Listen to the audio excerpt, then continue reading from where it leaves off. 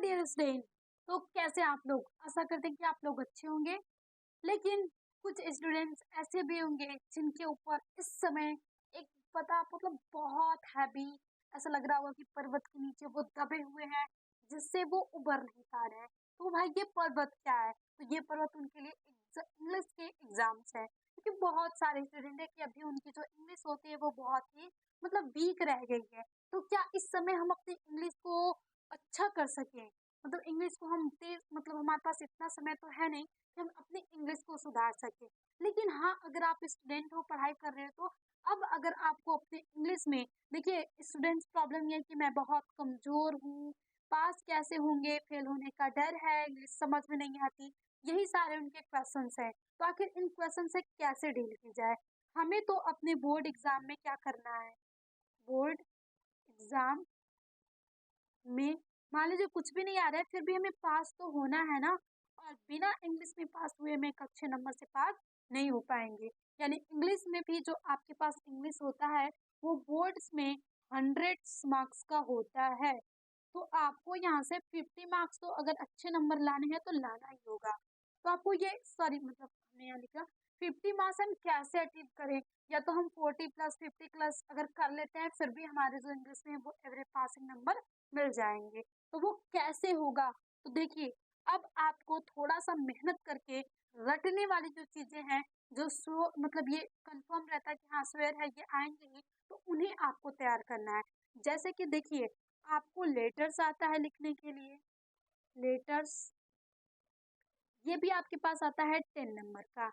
एक आपके पास आएगा आर्टिकल्स, आर्टिकल्स ये आएगा आपके पास 10 नंबर का। और अनसीन पैसेज, अनसीन पैसेज ये भी आपके पास आएगा 10 नंबर का। अब उसके बाद यहाँ से आप क्या कर सकते हो? सेंट्रल आइडिया, सेंट्रल आइडिया ये भी आपके पास ये आ जाएगा आपके पास 4 नंबर का। और आपका स्टेंजा, स्टेंजा 3 क्वेश्चंस एंड ये 6 नंबर का। और उसके बाद एक आपके बुक्स, बुक से आएगी पैसेज, बुक पैसेज। अगर यहाँ से आप देखो तो ये भी अगर यहाँ से 10 नंबर का। तो अगर आप चाहो तो इन सभी नंबर्स को आप ऐड करके यहाँ से 50 नंबर ला सकते हो। बस अगर आप ये टॉपिक तैयार कर लो तो बहुत ही आसान है, आप कर सकते हो। यहाँ से अगर आपने क्या करना है, आपको देखिए जो ये बुक पैसेज और स्टेंजा होता है, ये आप अगर अपने लेसन्स को एक बार अच्छे से पढ़ लेते हो ना कि हाँ ये लेसन्स के राइटर ये हैं, और इस लेटर का सार क्या है, तो बहुत सारे हिंदी में भी अपलोडेड है। अगर आप इंग्लिश नहीं समझ में आ रही तो हिंदी में थोड़ा पढ़ लो, ताकि अगर आप उसको बना बना के लिख सको। तो आपको इतनी चीजें तैयार करनी है।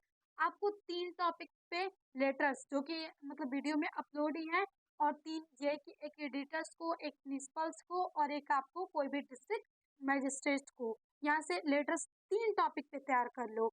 एक आपको एडिटर को, एडिटर पर सारे इस चैनल पे अपलोड हैं, बस आप सर्च करोगे मिल जाएगा। एक आप प्रिंसिपल्स के लिए,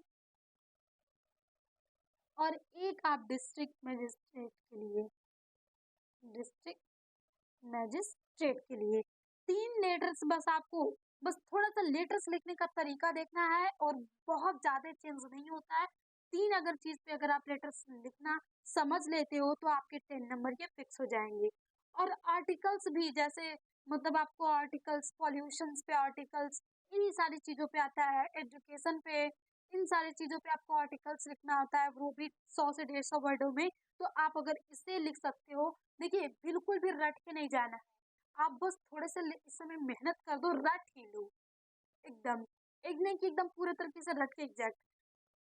थोड़ी सी अपनी बुक पढ़ा होगा आपने तो थोड़े बहुत तो वर्ड पावर आपके पास होंगे, थोड़े बहुत सेंटेंस आते होंगे, तो आप उसका यूज करके थोड़ा बहुत उसमें से चेंज करके, या फिर आप रटोगे तो वो भी तो पूरे तरीके से याद नहीं होगा, लेकिन आप उसमें अपने सेंटेंस थोड़ा थोड़ा बना के इसमें आर्टिकल्स में लिख लोगे तो आपके पास 10 नंबर इसमें मिल जाएंगे।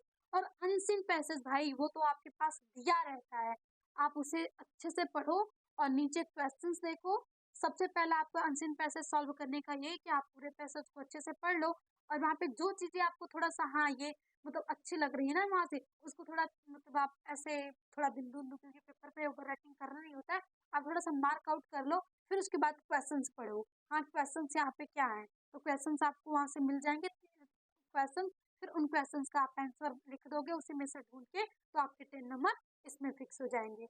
आपको तैयार करनी है सेंट्रल आइडिया और सेंट्रल आइडिया भाई आप रट लो ना 3, एक माय मदर पे और मान लीजिए 3 नहीं तो 2 तो याद ही करना है। यहाँ से द ब्यूटी, फिर उसके बाद एक यहाँ से यहाँ पे अगर आप 2 भी तैयार कर लेते हो, तब भी आपका यहाँ से अच्छे से चल जाएगा। Keeping quiet, keeping quiet. ये अगर 3 सेंट्रल आइडिया आप कर लेते हो ना, तो यहाँ से चांसेस ही नहीं कि आप ये 4 नंबर गवा के आओगे। आप ये एग्जैक्ट एकदम 4 नंबर लेके चले आओगे। अरे माई मदर में क्या है मतलब एक जो यहाँ पे लेखिका रहती है कमला दास, वो एक याद कीजिए जो उनकी माता वो 66 यहाँ से है ना माई मदर 66 पूरे चैप्टर का नाम, वो मतलब 66 ईयर्स की हो गई रहती है, तो वो गाड़ी से यात्रा कर रही थी, तो वो एक बार अपनी माँ की तरफ देखती है तो उनकी माँ के जो आँखें होती मतलब वो सोए ऐसे रहती, मुँह खुला हुआ रहता है, आँखें बंद रहती हैं, उनका चेहरा मतलब बिल्कुल पीला सा पड़ गया होता है। मतलब ये एहसास होता है कि उनकी माता मतलब बहुत ही बुजुर्ग हो चुकी हैं। यही सारा इसमें वर्णन किया गया है। मतलब वो उनके साथ बहुत लंबे समय तक नहीं रह सकती, ये सारी चीज़ें इसमें वर्णन की गई है। द ट्रू ब्यूटी के बारे में वर्णन किया गया है कि जो भी हमारी ये फिजिकल ब्यूटी होती है, ये रियल ब्यूटी नहीं है, ये एक दिन एक दिन खत्म हो जाएगी। अगर इससे प्यार है तो अगर फिजिकल ब्यूटी देखते प्रेम हो रहा है तो वो भी कुछ समय बाद खत्म हो जाएगा। बाकी जो रियल ब्यूटी है हमारे थॉट्स की है, हमारे विचार मतलब कैसे हैं, ये सब रियल ब्यूटी है। तो अगर इसे देख के कोई प्रेम करता है तो उसका प्रेम भी कभी एंड नहीं होगा। ये हो गया।